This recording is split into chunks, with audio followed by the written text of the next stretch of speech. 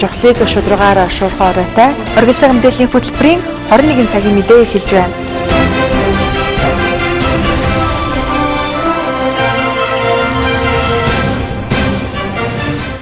Жохлыг шударгаар шуурхай өргөн нураатай оргил цаг мэдээллийн хөтөлбөрийн 21 цагийн мэдээ эхэлж байна. Хүлээн авч үзнэ үү.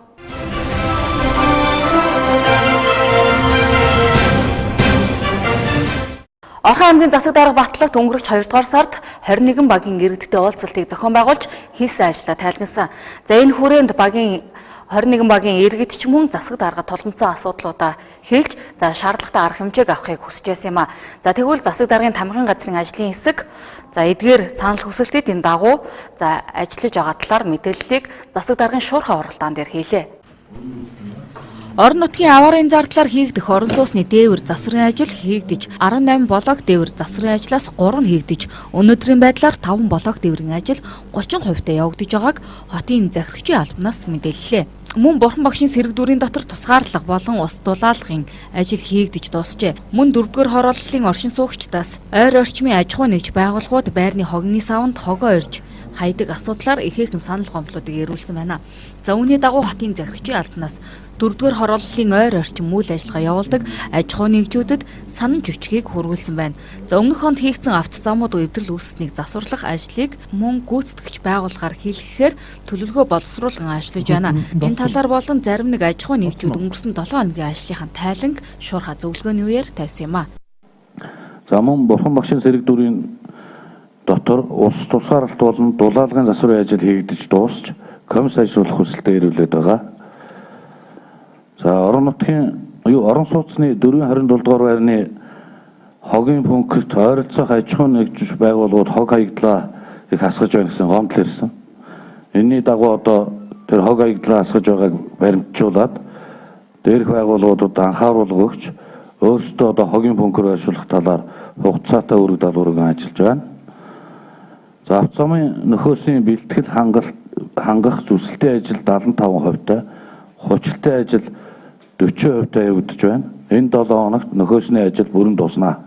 Орон нутгийн өмчийн газраас орон нутгийн өмчийн бүртгэл ашиглалтын хяналтыг сайжруулах сарын аян зохион байгуулсан. За бүх байгууллагууд дээр орон нутгийн өмчийн тооллого зохион байгуулагдсан. За нийтдээ 93 байгууллагын өмчийн бүртгэл ашиглалтын хяналтыг сайжруулах чиглэлээр ажлууд зохион байгуулагдсан байна. За ингээд эзэмшигчдэд одоо картаар хариуцуулж өгсөн байгаа. За өмчийн бүртгэлийн ажил бол бас нэлээд зэгсэрсэн гэж ингэж үзэж байгаа. За хотын захирагчийн алуу, хот байгуулалт барил засгийн алуу, газрын харилцаа барилга тоглолтын газраас улсын болон орон нутгийн сүм оролцоотоор хийж байгаа ажлуудын гүйцэтгэлд мэргэжлийн хяналтаа өгдөж байна. Тарифын дагуу 2600 төгрөг кассаар хурааж авдаг байгаа. Тэрний дагуу үйл ажиллагаа явуулсан байсан. За тухайн иргэнтэй бол манай борлуулалтын албанаас холбогдож болох цаар ярьж ийм дүрм журмын дагуу ингэж үйл ажиллагаа явуулж байгаа гэдгийг бол тайлбар өгж ойлголцсон байсан. За ийм үйл ажиллагаа явуулсан. Тэгэхээр та яг нь ер нь бол иргэд зарим нэг хүмүүс нь мэдэж л байгаа. Гэхдээ та бүхэн бас энийг нэлээд дэлгэрэнгүй сайхан тайлбарлаад өгч хэрэгтэй. Иргэдийн өөрийнх нь бас нөгөө хариуцлагын асуудал энд байгаа байхгүй юу? Тийм учраас энийг нэг гомдол гаргаад байдаг нь бас та үүргээ гүйцэтгээгүй болмоос бид нар ийм арга хэмжээ авдаг. Тогж таслана. Дасалсны дараа гэхэд буцаа залгуулах нөхцөл даслах тэр процесс ч өөрөө бас ажил явж байгаа байхгүй тийм биз? Тэрний тариф нь одоо эзэм хүчний зохицуулгаараар ингээд батлагдсан төлбөр нь энэ юм аа гэдэг энэ сайхан мэдээлүүдээ хүмүүст түгээх ажил дээр анхаарал ажиллаж байгаа л асуудал байхгүй. Авто замын нөхөсний ажил энэ 7 хоногт гэхэд бүрэн дуусгаар байна. Мөн орон сууцны хорооллын хүүхдийн тоглоомын талбайн цэвэрлэгээ болон ариутгахлын ажил хийгдэж байна. Мөн гэр олгох ажил явагдаж байгаа. За энэ жил 150 гэр олгох бөгөөд гэр авах хүсэлтэд 750 иргэн хүсэлт ирүүлсэн байна. Эдгээр иргэдийн ирүүлсэн хүсэлтээс судалгааг сайтар хийж ажлаа түргэн дуусгахыг холбогдох байгууллагуудад өөрөг даалгаварлаа. За наран булаг баг холбосон уулзвар 1-р микр барилгачдын талбай сэлэн зочд буудлын ойролцоо 1.16 дугаар байрны урд зам дагуух нөхөсний ажлууд өнөөдрийн байдлаар хийж дууснаа. За энэ 7 хоногийн 3 дахь өдрөөс 2 дугаар микер, 3 дугаар микер, 4 дугаар микер, 5 дугаар микер, 6 дугаар микер гэсэн ажлууд энэ 7 хоногийн сүүлээр дуусна гэсэн юм төлөвлөгөөтэй явж байгаа. Энэ онд бүтээн байгуулалтын 180 гаруй ажил хийгдэнэ. Тэгвэл ажлууд тодорхой цаг хугацаанд хийгдэх шаардлагатай бөгөөд барилга захиалагчийн албад газрын харилцаа гэх зэрэг байгууллагуудаас зөвшөөрөл олголт удаашрсантай холбоотойгоор хугацаа оройтох үнээс үүдэн чанар стандартад нийцэхгүй ажлууд олноор гарах магадлал өндөр байгааг аймгийн засаг дарга шуурхай зөвлөгөөнөөр хэлсэн юм а. За ингээд зөвшөөрлийг энэ 7 хоногийн 5 гараг гэхэд бүрэн олгож дуусгахыг холбогдох байгууллагууд өөрөг болгосон юм а. Аймгийн иргэдийн төлөөлөгчдийн хурлын тэргүүлэгчдийн 10 дугаар хурлаан болж өндөрлөлөө. Тус хоролдооноор үндсэн 7 асуудлыг хэлэлцлээ. Хуралдаанаар баяр наадмын хороо байгуулах тухай, баяр наадмын зардлын жагсаалт батлах тухай, 2017 оны орон нутгийн өмчийн байрны дүрээсийн орлогыг төлөвлөгөө батлах тухай, зөвшөөрөл олгох, үйл ажиллагаа зогсоох тухай, ерөнхий боловсролын сургуулиудын бүтэц хэв шинжийг оновчтой болгох тухай, хүүхдийн номын ордон байгуулах тухай, шагналт тодорхойлох тухай гэсэн асуудлуудыг хэлэлцлээ. Баяр наадмын жагсаалт батлах тухай асуудлаар үндэсний баяр наадамд нийт 115.2 сая төгрөгийг зарцуулахаар тусгагдсаныг хэлэлцэж баталсан юм а. Үндэсний бүхэн барилдааны комиссын дараагаар аян хүндрэл цомын засаг дарга ганц өгдөг. Үндэсний суурь шахаан арман комиссын дараагаар зэргийн шатаа авчирдаг турандаа болтыг. Урдын орон комиссын дараагаар одоо бид нар харахад тогтоон дэгтээ би үйл хэрэгцүүлэгчдийн дараагаар ганц өргөд явах гэсэн одоо нэр тавьсан явж байгаа. Одоо дараа нь бид нар аймгийн засаг даргын юм дээр ярилцах гэж байна. За соёл урлаг спорт мэдээж асуулт хэрэгцүүлэгчдийн дараагаар нийгмийн цаашид дарга бомбон сур. За тэр худалдаа үйлчлэгийн комиссын дараагаар өрн борол хөгжлийн болон төлөвлөлт хэлсэн дарга баярлаж байгаас. За хэвжүүрэн нийгмийн дэвшин сахиул комиссын дарга цагтаа надрын дарга асуулгын батлаа баярлаж байгаа гэдэг урьдчилан төлөвлөсөн байж байгаа. Төгрөг. За үндэсний бүхий барилдааны зардал дээр 14 сая төгрөг. Хурдан мөрний зардал дээр 40 сая төгрөг. Үндэсний сур шагаан харуулны зардал дээр 7 сая. Соёл урлаг биеийн дэвшин спорт мэдээллийн зардал дээр 13.5 сая төгрөг. Худалдаа тээвэр үйлчлэгийн зардал дээр 5 сая. Хот тогтчил чимэглэлийн зардал дээр баяр наадмын урт талбай тогтчлын зардал 2 сая төгрөг. За хогны зардал баяр наадмын талбайн цэвэрлэгээ хог ажилтнанд 8 сая төгрөг. За нийтдээ ингээд тогтчлон дээр 10 сая төгрөг. Хэмжээ хамгаалах зардал дээр нийт 6 сая төгрөг.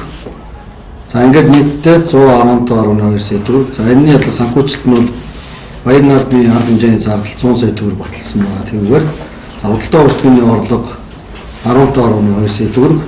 За тэгээ эрдэнэт үйлдвэр, эрдэнэт сан гэхээр бол тодорхой зүйлүүд харагдаагүй учраас одоо бол ингээд 110.2 сая төгрөгийн зардлын задлыг оруулж ирж байна. Тэгээд баяр наадмын арга хэмжээг өндөр түвшин зохион байгуулах ороод даалгавар суугаад байна. Энэ хоёр дахь залт биш байна. Одоо бид нэг юугаа төсөв болоо шууд яригдаад батлаад явчихна. Хоёр дахь юм бол төсвийн баяр наадмын зардлын төсвийн засаг дарга оруулж ирнэ. Бороо оруулж ирнэ. Төсвийн өргөдөл хийж байгаа. Тэгэхээр энийг засаад энэ бол эмгхэн шиг баяр наадмын зохион байгуулах салбар консультыг хармж баяр наадмын арга хэмжээг өндөр түвшин зохион байгуулах хороо Аймгийн иргэдийн төлөөлөгчдийн хурлын тэргүүлэгчдийн 9-р хуралдаанаар баян өндөр уулыг орон нутгийн хамгаалтанд шинжилэн авах, аймгийн нутаг дэвсгэр цогтууруулах ундаа худалдах түүгээр үйлчлэх цуцгаа зөвшөөрөл олгох, хяналт тавих журмыг шинжилэн батлах тухай, орон нутгийн өмчит байгууллагуудын санхүүгийн аваадуудын нэгдсэн дүнгийн тухай, 2016 оны төсвийн гүйцэтгэл батлах тухай, аймгийн 2017 оны төсвийн нэмэлт өөрчлөлт батлах тухай, илтгэл илтгэгчдийг батлах тухай гэсэн асуудлуудыг хэлэлцэж байсан билээ. Хуваарь хөтөлбөр эрхэлж, өрхийн үйлдвэрлэл эрхэлж амьдралаа залгуулж, орон нутгийн үйлдвэрлэлийг хөгжүүлж буй иргэд манай аймагт цөөнгүй байдаг. За тэгвэл өрхийн үйлдвэрлэлийг дэмжих чиглэлээр орон нутгийн томоохон аж үйлдвэртэй хамтран ажиллах төсөл хөтөлбөр боловсруулж байна. За энэ хүрээнд өрхийн үйлдвэрлэл эрхлэгчдийн наривчлсан судалгааг гаргасан байна. Аймгийн хэмжээнд өрхийн үйлдвэрлэл эрхлэгчдийг ямар чиглэлийн үйлдвэрлэл явуулж байгаа талаар наривчлсан судалгаа гаргаж, бүтээгдэхүүний төрлүүдийг гаргаж, орон нутгийн томоохон худалдааны төвүүдтэй хамтран ажиллах асуудлаар эцэслэн шийдэх гэсэн үүрэг даалгаврыг өнгөрсөн 7 хоногт өгсөн байдаг. За үүний дагуу Баянөндөр сумын өрхийн үйлдвэрлэгчдийн судалгааг гаргасан байна. За нийт Баянөндөр суманд 492 өрхийн үйлдвэрлэл эрхлэгчд байгаагаас 359 өөр гэртээ 114 буюу 23.1% нь түрээсийн байранд үйл ажиллагаа явуулж байна. За мөн 173 иргэн зориултын ажлын байранд 264 буюу 51% нь зориултын бус ажлын байранд үйлдвэрлэл эрхэлж байгаа гэсэн судалгааг гаргасан байна. 492 өрхийн үйлдвэрлэл эрхлэгчдээс 745 байнгын ажлын байр бий болгож 166 төр ажлын байрыг бий болгожээ. 14.8% буюу 73 иргэн жижиг дунд үйлдвэрлэл эрхлэгч бүртгэлтэй 85.2% нь жижиг дунд үйлдвэрлэл эрхлэгчдийн бүртгэл хийгдэг үйл ажиллагаа явуулж гэн гэсэн нэгдсэн судалгааг гаргасан байна. За өрхийн үйлдвэрлэл эрхэлж байгаа иргэдийн судалгаа гаргасан нийт өрхийн үйлдвэрлэлийг манай Баянөндөр сумын хэмжээнд 492 эрхэн эрхэлж байгаа байна. Үүнээс 359 нь өөрийнхөө гэрт төрийн хөнгөлөлтөд туслан зээлд бол 127 эрхэн хамрагдаж ажиллаж байгаа. Энэ мэдээж итгэлийн зээл, сум хөгжүүл сангийн зээлүүдтэй уялдуулна өрхийн үйлдвэрлэл эрхэлж байгаа жинхэнэ эзний олгож өгөх зурмаар энэ наривчил судалгааг гаргасан. За итгэлийн зээл огно гэд бид нар 2-3 сар ярьлаа. Хөрөн санхүүгийн их усруудын бүгдийн тодорхой болгоцсон байгаа. Жаргалан сум дээр 60 сая. За Баянөндөр сум дээр 200 сая. Хөтөлбөр халамж үйлчлэхний газар дээр 344 сая гэдэг ингээд байна.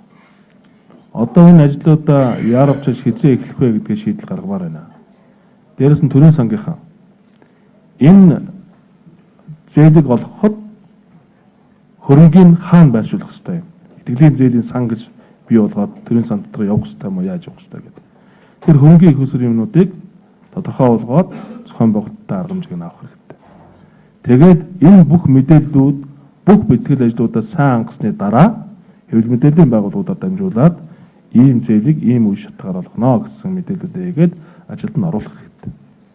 Одоо тэгээд нэг мессеж өгчдөг мэдээлэл явуулдаг араас нь одоо ингээд ажил нь удаашраад яваад аж болохгүй байна. Цаг хугацаа бидний хүлээхгүй шүү дээ. Нэгнийхээ иргэдийн өөрсдийнх нь өрхийн үйлдвэрлэлээ идэвхжүүлж мөн зах зээлийн нэмэгдүүлдэг цаг хугацаа нь зуны дулаан цаг үйлрэл багхгүй юу. Энэ цаг үйлрэлд бид нийцүүлж ажиллаа төлөвлөж явах хэрэгтэй байна. Итгэлийн зээлийг Жаргалан суманд 60 сая төгрөг, Баянөндөр суманд 200 сая төгрөг, хөтөлбөр халамж үйлчлэгээний хилтэс 334 сая төгрөгийг тусгасан байдаг. За тэгвэл дээрх өрхийн үйлдвэрлэл эрхлэгчид тус зээлэнд хамрагдаж чадж байгаа нь тун цөөн буюу 127 иргэн хамрагдсан байгаамаа. За мөн иргэдийн санал хүсэлтийн дагуу өрхийн тариалан эрхлэгчтэй хүнсний ногоог томоохон худалдааны төвүүдээр хөдөлгөн борлуулах гэрээ хэлцээрийг хийсэн байна. Ингэснээр Орхон аймаг өрхийн үйлдвэрлэл өрхийн тариаланчтай дэмжиж ажиллаж байна гэж үзэж байгаамаа. За цаашид өрхийн үйлдвэрлэгч жижиг дунд бизнес эрхлэгчдийг төр засгийн хөнгөлөлтөд зээл тусламж үйлчлэгэнд хамруулах өөр олон төрлийн үйлчлэгээр дэмжиж ажиллахаар болжээ. Орхон аймгийн эрүүл мэндийн байгууллагууд болгон дорнод болгон Японы JICA байгууллагын сайн дурын ажилтнуудтай хамтарсан сэргээн засах эмчилгээ сэдвт зөвлөгөөнд зохион байгууллаа. Тус зөвлөгөөнд бүсийн онцлогын эмчилгээний төв, өрхийн эрүүл мэндийн төв, эмнэлэг совиллын цогцлбор, хувийн хвшлийн эмнэлэг, сумын эрүүл мэндийн төв, халамжийн байгууллагууд нийт 50 гаруй иргэд хамрагдсан юм а.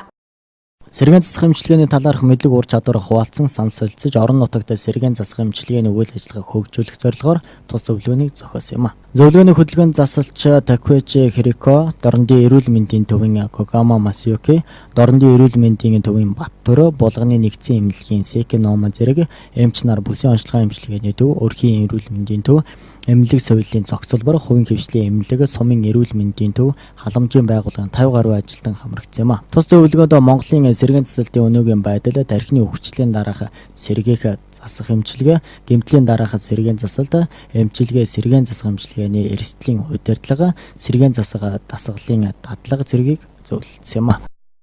За өнөөдөр Орхон аймгийн эрүүл мэндийн байгууллагуудын сувилагч эмнэлгийн тусгай мэргэжилтнүүд эмч нарыг хамруулсан сэргээн засах эмчилгээ гэсэн энэ семинарыг бид орон нутагтаа одоо зохион байгуулж байна. Энэ семинарыг зохион байгуулахдаа бид нар Япон улсын олон улсын хамтын ажиллагаа буюу JICA гэж одоо нэрлэгддэг энэ байгууллагатай одоо хамтран энэ семинарыг зохион байгуулж байгаа. Семинарын гол зорилго бол энэ сэргээн засах эмчилгээний чиглэлээр сувилагч эмнэлгийн тусгай мэргэжилтнүүд сувилагч эмч нар одоо хамтран бие биенээсээ одоо туршлах солилцох, мэдлэг ур чадвараа дээшлүүлэх, цаашдаа энэ сэргээн засах эмчилгээний чиглэлээр үйл ажиллагаагаа өргөжүүлэхийн тулд энэ семинарыг бол зохион байгуулж байгаа. Семинарыг одоо зохион байгуулахаар сургагч багш нар JICA-гийн сайн дурын ажилтнууд 10-аад хүн бол одоо ирсэн байна. Мөн одоо манай Монгол улсын одоо эрүүл мэндийн салбарт ажилладаг хамтран ажиллаж байгаа Монгол одоо сувилагч эмнэлгийн тусгай мэргэжилтнүүд бас энд ирж энэ сургалтыг бол зохион байгуулж байгаа. Тэгээ энэ удаад бид нар бол энэ сэргээн засах эмчилгээнийхээ чиглэлээр үйл ажиллагаагаа өргөжүүлэх, за иргэдийнхээ дунд энэ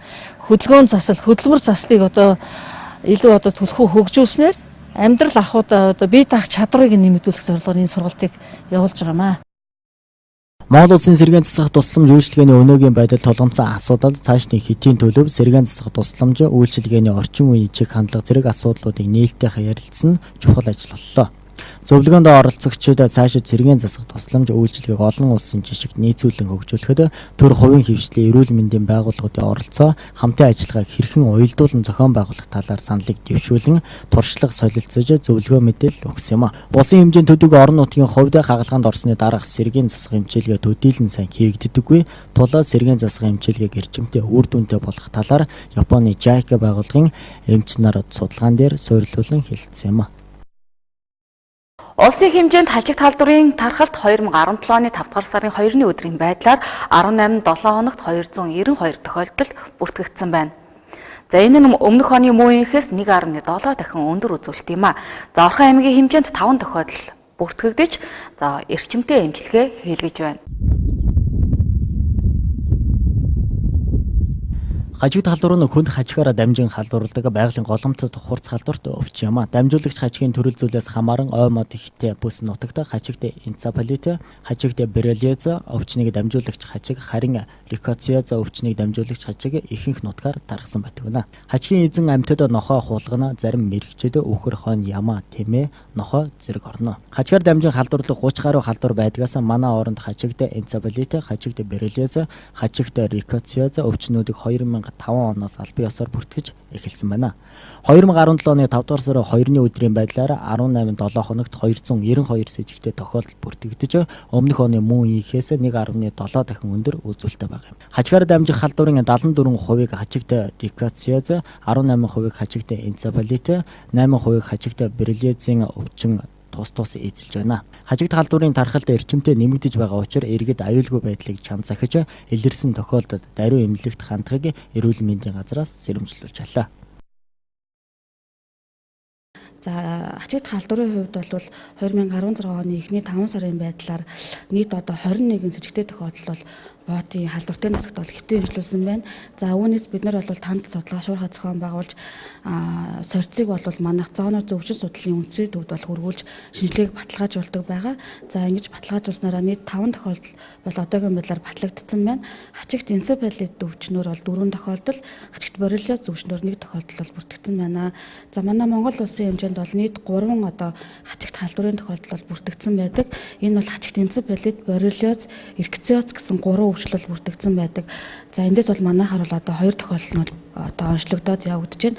За бид нэр энэ дээр танил судалгаа хийгээд үзэхээр ер нь бол Булган аймгийн одоо бүрэг хангал, Майнд, Сэлэнг, Ар хангаан цэцэрлэг, тэгээд Сэлэнг аймгийн 100 хараа аймагуудаар одоо аялал зугаалга, ажлын шугамаар явж исэн хүмүүс бол хажигт хазуулж ирээд энд одоо хэвтэн хэмжлүүлж байна. Тийм учраас яг хажигт халдварын голомт нутгууд бол манай яг одоо Булган аймаг, Сэлэнг, Ар хангаан аймагуд бол яг голомтод ордог учраас энэ нутгаар явахдаа ард иргэд маань одоо маш сонор сэрэмжтэй тэр тусмаа одоо яах вэ гэхээр одоо тод өнгийн битүү хувцсыг өмсөх, тэгээд 2-3 цаг тутам одоо өөрийнхөө биеийг одоо шалгаж явах шаардлагатай байна. Яг хачиг маань бол энэ 4 сараас эхлээд 8 сар хүртэл бол яг ингээд идэвхжлийнхаа шатанд явагддаг. Тийм учраас иргэд маань болохоор яг өөрсдөө яг энэ урьдчилан сэргийлэлтэн дээр маш анхаарах хэрэгтэй байгаа. Тэгээд шинж тэмдэг илэрх юм бол тэр даруй хачигт хазуулсан хэрвээ өндөр халуурах, толгой маш хүчтэй өвдөх, бөөлжих, таталт илэрх гэх мэт одоо шинж тэмдэг илэрх юм бол яаралтай эмчит хандах хэрэгтэй байна. Хажиг талбарын с ิจ гтэй балтлагдсан тохиолдлын тархалт нь хажигтай энцефалит 6 аймаг 24 сумд нийслэлийн 4 дүрэгт бүртгэгдснээс 57.6%-ийг Сэлэнг Булган аймгийн нутагта халдвар авч бүртгэгдсэн бол хажигтай рикоцниз 16 аймаг нийслэлийн 6 дүрэгт бүртгэгдсэн мөн хажигтай биролиз Завхан аймаг Баян Онгор Сэлэнг Булган Төв Дархан уул Арханга Ховд Хөвсгөл Хинти Өвөр ханга гэсэн 11 аймгийн 39 сум нийслэлийн 3 дүргээс өвчлөлөө 78 батлагдсан бол Завханд 25 өвчлөл батлагдсан байна. Ийм дэргэд хажиг талбараас сэргийлэхийн тулд халдварын голомтой газруудаар явахдаа тод өнгийн битүү хувцас өмсөн 2-3 цаг тутамд биеэ шалгах, хажиг дайжуулагч бодис хэрэглэх, хажиг талбарын эрсдэл бүхий голомт нутагт амьдардаг болон тухайн газар нутагт оршин суудаг хүмүүс хажигт энцефалит сэргийлэх, вакцинд хамрагдах, хажигт хазуулсан тохиолдолд хажигны хошууг арьсанд үлдээлэхгүйгээр болгоомжтой анхуулж суглан авч хачиг битүү саунд хийж шинжилгээнд хамруулахаар мэрэгжлийн байгууллагад хандах, хачиг хадсан газрыг спирт эсвэл марганцын сул уусамлаар угаах, хүүтэн жин тавих, эмчид яаралтай үзүүлэх хүртэлх арга хэмжээг авахыг эрүүл мэндийн газрын халдварт өвчин тандалд хариуцсан мэрэгжилтэн тунгалаг туяа онцолж байлаа. Хот орчуулах газар өнгөрөх 7 хоногт Баянбулаг уртын гол багуудын айл өрхүүдийн хог хаягдлыг ачиж тээвэрлэн дуусгажээ. За мөн энэ 7 хоногт гоёл багт ачиж дуусгах юм байна. За харин тунуудахгүй 2017 оны 3 дугаар ээлжийн хог ачилт эхлэх гэж байна. За мөн гэр хорооллын гудамж талбайд хогийн цэг үүсгэж ил задгаа хог хаяж байгаа иргэдэд хариуцлага тооцож за энэ төрлийн мэдээллийг урамшуулалт хэлбэрээр авах болсныг хот орчуулах газраас мэдээллээ. Ингээд хот орчуулах газрын дарагтаа хийсэн тодруулгын ярилцлагыг үзэгч та бүхэнд хүргэж байна.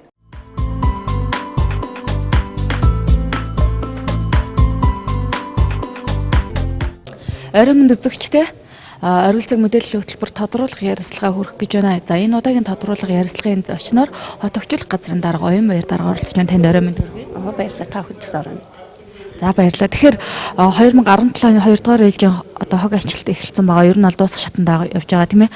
Тэгэхээр гэр хорооллын дунд ер нь бол маш их хогийн цэгүүд үсээд байна гэж сая ярьж байна. Энэ олон үсээд байгаа хогийн цэгүүдийг ер нь яах ёстой юм бэ? Ямар ажил зохион байгуулж байгаа юм бэ? За гэр хорооллын 2 дугаар ээлжийн хог ачилт өнөөдөр говьлогдор дууссан байгаа. Тэгээ одоо бид нар 7 хоног техник шинжилгээ хийгээд 3 дугаар ээлжийн хог ачилт бүтцэнээс бас дараагийн баг руу орохоор төлөвлөлөө ажиллаж байгаа. Өнөөдөр хог ачилт гэр хорооллын 2 дугаар ээлжийн хог ачилт 45 хоногоор төлөвлөгдсөн ч гэсэн өнөөдөр 70 тоног үргэлжлээ. Яагаад гэхээр хавралцсантай холбогдуулж айлуур гашаа орооныхоо хог, гудамжны хог гэдэг маш их ачаалттай байсан учраас одоо бүтэн нэг нугарж энэ хог ачилт маань явагдлаа. Одоо бид төдий хамгийн гол иргэдээ гараад санал бол одоо юу гэхээр гэр хорооллын гудамжинд хогийн цэг үсээд байна гэсэн. Энэ хогийн цэгийг бид нар нэлээдгүй арга хэмжээ авах. Нэг хогийн цэг 2-3 удаа ачилт хийж тухайн баг харооны дарга ажлын албаныханд хүлээлгэж өгч ажилласан. Хэдийгээр тэгсэн боловч энэ маань одоо нэлээд үр дүнд хүрэхгүй энэ маань иргэдийн ухамсар хандлагатай холбоотой байхгүй. Тэгэхээр бид нар энийг одоо гэр хорооллын хог эглээ цэгийг сайжруулах зүйлээр албан байгууллагууд одоо нэгт холбоотой ажиллах шаардлага байгаа. Энэ нь болохоор байгаль орчны газрын мэргэжлийн байгаль орчны улсын байцаагч, дээрээс нь Баян өндөр сумын байгаль орчны хариуцсан мэргэжилтэн, хот орчилт хариуцсан мэргэжилтэнтэй хамтран одоо бид нар үзлэх шалгалтыг хийн. Тэгээд цаашдаа энэ хог хийж байгаа айл өрхийг тодруулах. Дээрээс нь хариуцлагажуулах асуудал байгаа. Тэгэхээр өнөөдөр бид засаг даргын өгс үүрэг даалгаврын дагуу тэр системийг ярьж байгаа л да. Яагаад гэхээр өнөөдөр энэ одоо жишээлхэд их залуугийн 5 дугаар гудамж хогийн цэг үсчихвэл нэг өрхтөн ч юм уу 2 өрхтөнд бид нар мэдээлэл худалдаж байна. Аль өрх хаана хаягдж байгаа гэдэг мэдээллийг өгье. Энэ нь хуулийнхаа дагуу байгаль орчны байцаагч нь хог эсвэлсүүдийг арга хэмжээ ав. Тэр нь буцаагаад эргээд урамшууллын системд орё. Торгуул нь буцаад урамшууллын орё гэдэг саналыг бол гаргалаа. Тэгээд энэ болохоор бид нар холбогдох байгууллагатай ярьж байгаа. Энэ системээр ер нь бол шилжих зүйтэй гэж үзэж байгаа. Тэгээд энэ маань иргэдийн хандлага одоо холбоотой учраас бид нар одоо зайлшгүй асуудал руу орох шаардлагатай гэж бодож байна. Яагаад гэхээр бид нар одоо өөрийгөө бас үнэлж бусдыг хүндлэх хэрэгтэй. Тэгэхээр орчин эрүүл орчин байна гэдэг нь иргэнээс шалтгаалж байгаа болохоор бусдад одоо иргэдээр нөөцтөр нь хяналт тавилах механизмыг бүрдүүлэх чухал байгаа юм да. За саяас их хүрсэн баяр тохиосон байгаа олон улсын хүүхдийн эрхийг хамгаалах өдөр. За энэ өдрөөр бол мэдээж танай байгууллагын хувьд бол маш ачаалттай ажилтдаг л да. Тэгэхээр яг цэнгэлэг хүрээлэн дээр бол мэрэгжлийн хяналтын байгууллагаас хэлжсэн яг тухайн одоо квадратыг эзэмшигч нь өөрсдөө одоо хоггүй энэ орчныг бүрдүүлнэ гэдсэн. Тэгвэл одоо сая ямар алдаа дутагдал, ямар ажил? За амрын талбай дээр бол манай хог хэвлээ юунууд бол ажиллаж амрын талбай хог хэвлэх цэвэр зэмсэр ажил бол хангай ажилласан мөн цэнгэлд хүрээний хангай ажилласан. Цэнгэлд хүрээлэнгийн тоглоомын талбай дээрээс нэг юу хөшөр хийх зөвшөөрлийг бол одоо Баян өндөр сумаас өгсөн. Тэгэхээр Баян өндөр сум дээр хог хэвлэхаа мөнгийг одоо хураамжийг одоо тэр тушааж зөвшөөрөл авсан байна. Тэгэхээр бид нар бол тэр хэсгийн хог хаягдлыг бол цэнгэлдэх хүрээнд хариуцсан ажилласан. Харин хүүхдийн парк бол одоо маш их ачаалттай ажиллаж исэн боловч хүүхдийн парк маань өөрөө хувь хвшлэх. Хувийн хвшил өөрсдөө хогныхаа асуудлыг шийдвэрлээд явна гэсэн боловч энийг шийдэж чадаагүйгээс өнөөдөр бас хүүхдийн паркнд бохор нэрэгдэж байгаа нэлээд бохирдол үүсгэсэн. Тэгэхээр цаашдаа бид нар хүүхдийн паркийн хувийн хвшилтэй уулзаад өнөөдөр хог хаягдал олон нийтэд баярын өдрүүдэд хог хэдэл цэвэрлэг ачит цэвэрлэгийг бол одоо гэрээгээр одоо манай байгууллагаар гүйцэтгүүлэн зүйтэй юм аа. Энэ болохоор иргэдийн цэвэр аюулгүй орчинд одоо баярлах орчноо бүрдүүлэх нь одоо бидний өөрөг учраас энэ байгууллагатай хамтарч ажиллая гэдэг сая хүүхдийн парк дээр жоохон асуудал гарлаа. Өнөөдөр бол ирэх одоо наадмын үйл ажиллагааны талаар бас ажлын хэсгийг бас томилох гээд ингээд явж байна. Тэгэхээр энэхүү одоо наадмаар хүртэл энэ одоо зохион байгуулалттайгаар явагдана гэсэн үг. Ерөнхийдөө наадмаар бол бид нар юу яана. Наадмын одоо бид нар ажлын төлөлтүүд гарна. Наадам дээр бид нар байршлууд аваад байршил дээр одоо төлөлтүүдээ гаргаад үйл ажиллагаа бол явагдана гэж бодож байгаа. Гэхдээ наадмаас өмнө бол тэрхээр одоо бид хэд цэцэг даргааны захирамж байгаа шүү дээ. Сар болгоны 4-7 хоногийн 5 дахь өдөр бүх нийтийн цэвэрлэгээ гэж. Тэгэхээр бид нар энэ 6 сарын 4-7 хоногийн хамгийн сүүлийн 5 дахь өдөр болоод тэрхээр бид байгальтай хог аяхгүй аян зарж одоо бүх нийтийн цэвэрлэг зохион байгуулж байна. Ногоон байгууламжтай наадам хоггүй наадамлах аргыг зохион байгуулахаар бас төлөлтүүд гаргаа явж байгаа.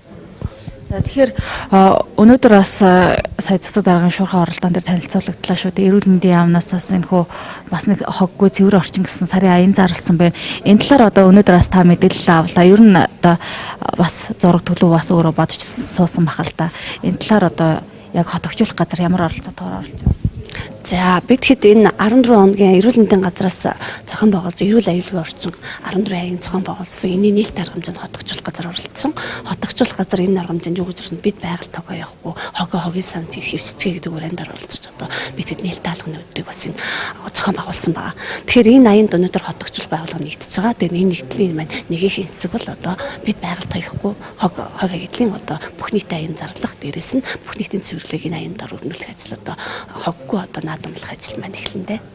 За баярлалаа. За хамгийн сүүлийн асуултаа асууж. Тэгэхээр сая бас энэ хог хаяад байгаа гэр хороолт донд хогийн цэг үүсгэж байгаа энэ иргэдийг одоо хариуцлагын систем шилжүүлнэ гэдэг. Яг энэ ажлыг яг хизээнээс шилжүүлэх вэ? Төлөвлөх вэ? Өнөөдөр үдээс хойш миний төлөлтөөр бол одоо газар дээр нэрдэх хэрэгтэй гэж бодож байна. Өнөөдөр үдээс хойш би байгаль орчны газрын улсын байцаагч Баян өндөр сумын байгаль орчны хариуцсан лавд болон хотгочлолт хариуцсан чимэд маа тэгээ холбогдох багийн дарга нартай нь уулзах зохион байгуулна. Тэгээ уулзах зохион байгуулаад одоо асуудлаа гаргаад хэвлэл мэдээллийн байгууллагад хандаад бид энэ асуудлаа одоо төлөвлөгөөний дагуу явнаа. Эргээд бид нар холбогдноо. За баярлалаа. Эрхэм үзэгчдээ Оргил цаг мэдээллийн хөтөлбөр тодруулга ярилцлага хүргэлээ. За энэ удаагийн тодруулга ярилцлагын зочноор аймгийн хотогчлох газрын дарга Оюнбаяр дарга оролцлоо. За бидэнд бас цаг зав гаргаж тодруулга ярилцлага өгсөн явдал баярлалаа. Та бүхэнд зураг мэдээлэл өндөр ажилласан баярлалаа.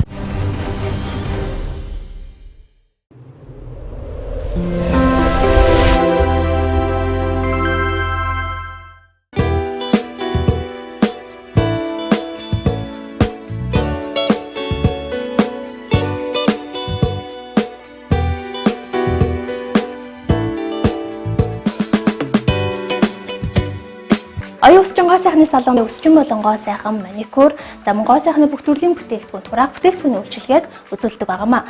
Өсвчдийн тухайд бол мэрэгжлийн чадварлаг хамт олон бүрдсэн. За энгийн болон гоёлын тайралтаас ихсүүлээд шулуун бурчгар хэмээх баталгаа гарган хийж байна. За мөн бүх төрлийн өнгө гадах усны сор тавих үйлчилгээг үзүүлнэ. Ус уналтыг зогсоох эмчилгээ болон за мөн урт ус заалгах зарах үйлчилгээг мөн үзүүлж байгаа юм. Дээрх бүгд одоо өсвчдийн үйлчилгээ маань мэрэгжлийн гоо сайхны чанартай бүтээгдэхүүнийг ашиглаж та бүхэнд хүргэлээ.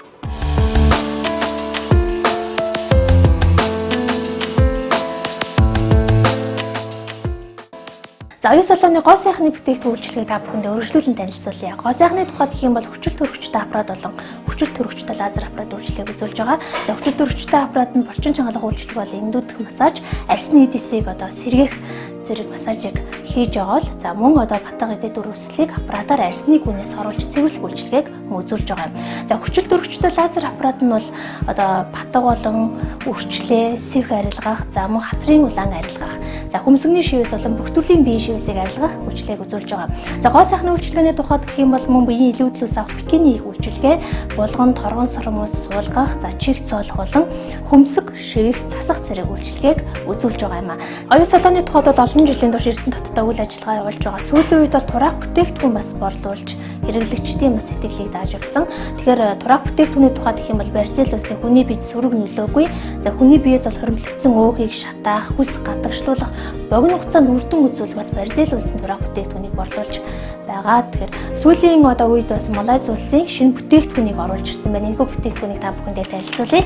За энэ бүтээгдэхүүн маань бол Малайз улсын эко бүтээгдэхүүн, Инсом гэдэг нэртэй энэхүү бүтээгдэхүүн байна. За тус бүтээгдэхүүн маань яадаг вэ гэхээр одоо нийт бол 88 төрлийн ногоо болон жимсний найрлагатай хүний биед хор нөлөөгүй Малайз улсын эко бүтээгдэхүүн байгаа юм а. За тус одоо бүтээгдэхүүн маань бол хүний биед хор нөлөөгүй, илгийг өөхөлөхөөс сэргийлнэ, илэгний үйл ажиллагааг сайжруулна, согтууруулах хундаанаас илгийг хамгаална.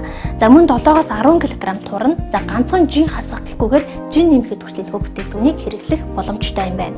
За мөн даралт тогтворжуулна, ходоод эзний үйл ажиллагааг сайжруулна, толгойн өвдөлт арилгах нь батга, сэвэх, нүсрүү толгов зэргийг арилгах гэд маш олон давуу талыг үзүүлэх энэхүү одоо шинэ эко эрүүлжүүлэн тураах бүтээгдэхүүнийг оюун салаанаас та бүхэндээ танилцуулж байна. Маникюрын үйлчилгээний тухайд гэх юм бол шилэн болон гэл хүмүүс хийж байгаа. Америкийн гэлэн будгаар энгийн болон загварын бүх төрлийн бодол засалтуудыг хийж үйлчилж байна.